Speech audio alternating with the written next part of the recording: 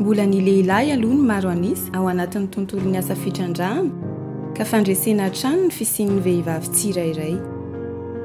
Ato Ambatovia dia tsy manohy fotsiny izay vitany teo aloha ireo vehivavy miasa fa tena manokatra lalam-baovao mihitsy.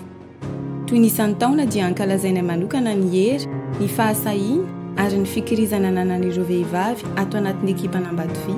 Mpisava lalana izy ireo no sady mpitarika ary manana viana lavitra.